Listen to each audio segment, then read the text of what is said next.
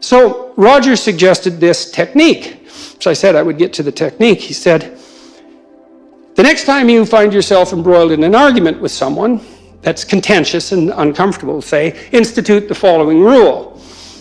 You don't get to respond to the person's claims until they've exhausted that particular claim, and this does presume to some degree that you're dealing with a good faith actor, even if they feel differently than you do.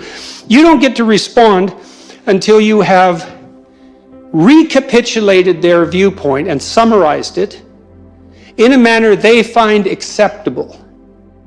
That's so treacherously sneaky, that rule, because what it means is you have to demonstrate that you attended to what they say closely enough and carefully enough to, first of all, act out validation of the idea that they have an opinion worth attending to. So that's a big deal. Eh? People really like being paid attention to. There's nothing people like more than that, unless they have something to hide. And even then, there's a part of them that would rather have that paid attention to than fail to pass, what would you say, to go unnoticed. Every cynic is entirely disappointed when his or her cynicism goes unchallenged, because there's a part of them, like a little unwarped part of their soul, that's still alive, thinking, oh my God, I hope someone calls me on all my foolishness and cynicism, because if they don't, that means that it's valid and generally applicable, and I'm in hell, and what good is that? And so, and I really mean that, and so you're called upon to, first of all, summarize what they said, which is not an easy thing, right? Because it means you have to, and sometimes it's somewhat incoherent and emotion-laden, especially if it's in the course of an argument. So you have to sort of strike right to the quick. It sounds to me like this is the point you were making. And then you lay out the point, and then you see they have to be happy with your summary. They have to be pleased with it, which means that you're doing exactly the opposite of straw-manning the argument, quite the contrary. And you're doing them a favor in some sense by reducing it to the gist, because that's actually an incredibly complex cognitive operation.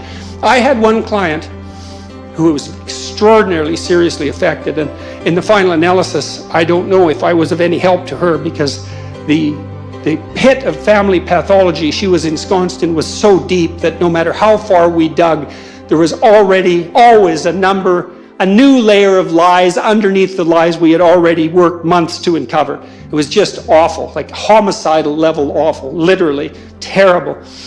But she told me she went on a tangent that lasted for 4 consecutive day clinical sessions. Like, they weren't the whole day, but they were 50 minutes on 4 consecutive days. I had no idea where she was going. She was wandering all over in this Freudian associational manner, and she came to the point at the end of it.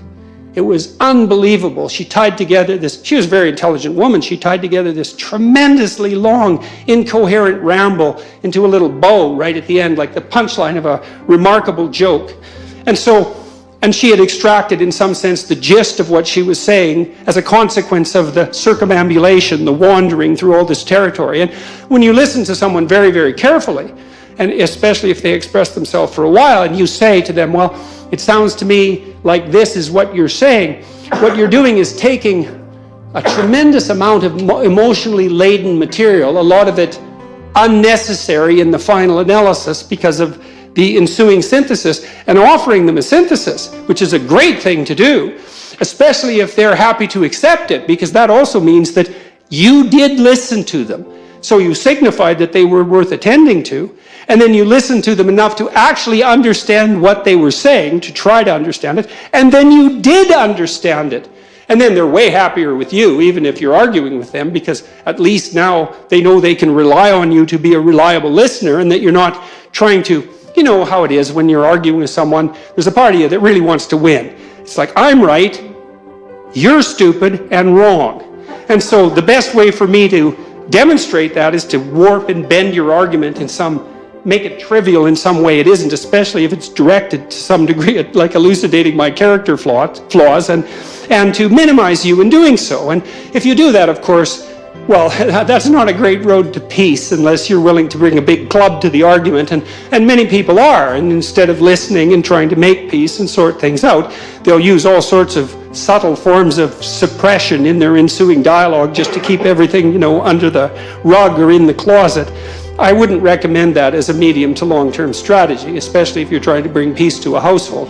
You have to go through this horribly painful process of listening to the people around you tell you what they think of their lives. And if you do that, then, well, maybe you can all come to a place that is characterized by something approximating genuine peace. And I would say that even psychophysiologically, you know, I mean, when there's tension in a household and multiple, what would you say, systems of value operating simultaneously, there's a tremendous confusion about what should reign supreme, right? And you think, well, nothing has to reign supreme. We can all have our diverse opinions. No, you can't. Not if you're going to live together in harmony. There has to be some overarching structure that unites you. What else is a family if it's not an overarching structure that unites you? Now, within that, there can be tolerance and even appreciation for necessary individual differences, and obviously there should be, but that doesn't mean there's not a higher unity that the entire organization, let's say, is striving for in some manner, and not only striving for, but pining for, or even dying for. And I don't use those words lightly. Like, the absence of that incorporating higher structure is a felt sense of catastrophe on the part of the members of the family. They're always at each other's throats. They're interfering with each other's goals. They can't listen. They're in a chronic state of hyper-arousal because they don't know what to do ever. They're hopeless because no goals have been clearly defined, and we experience almost all our hope in relationship to defined goals. So this isn't some, what would you say, humanity's myth or some reality that isn't as concrete as everything that you see before you. It's quite the contrary. And as far as Rogers was concerned, well, you had to let people talk to find out what they thought, so they could find out what they thought, so they could move towards something, so they could move away from hell, because that's certainly what you see in clinical practice. I mean, people are suffering in ways you can you can probably imagine, because no doubt many of you have either been there or seen people who were there, lived with them. You know, to move away from that's more real than anything else. If pain is more real than anything else, what's even more real than pain is whatever we have to fight off the pain. And that's free speech. It's identical with freedom of thought. It's associated with this capacity and necessity to listen deeply. They're flip sides of the same coin, to use a terrible cliche. And all the clinical data we have, including the more stringently research-oriented clinical inquiry, indicates quite clearly that the exchange of information like that, the generation of semantic and emotional information in a state of relative freedom, the revelation of those thoughts, and then the discursive analysis of those thoughts, say, and then the implementation into action and the testing of them, that is the pathway to health, insofar as that can be attained by, say, psychological or spiritual means. And so that's why free speech is not just another freedom or right among many. It's certainly not viewpoint diversity or anything like that. It's the mechanism by which we generate the conceptions that allow us to organize our experience in the world. It's that mechanism. And more than that, it's the mechanism that allows us to reformulate and criticize those conceptions when they've become outdated and sterile, to dissolve them into a chaos that we have to contend with while it's occurring, and then to reanimate them in a new form so that we can move into the future. And so if you're concerned with the oppressed, let's say, why in the world would you oppose free speech? It's the only thing the oppressed have. And if you don't understand that, I would say, well, that's either an ignorance that's so deep that you should remediate it as rapidly as possible, or a malevolence that's so appalling that you should face it even though you'll face it at your peril. And so you kind of come to a university like this that's been a bastion of free speech, in a country that's been a bastion of free speech and a light unto the world in that regard for 1,000 years, and all due credit to all of you for that. It's like, don't forget this.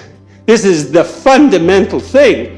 Say, the entire Judeo-Christian enterprise to this date has been an attempt in some sense to elevate to the highest place the notion of the divine redemptive word.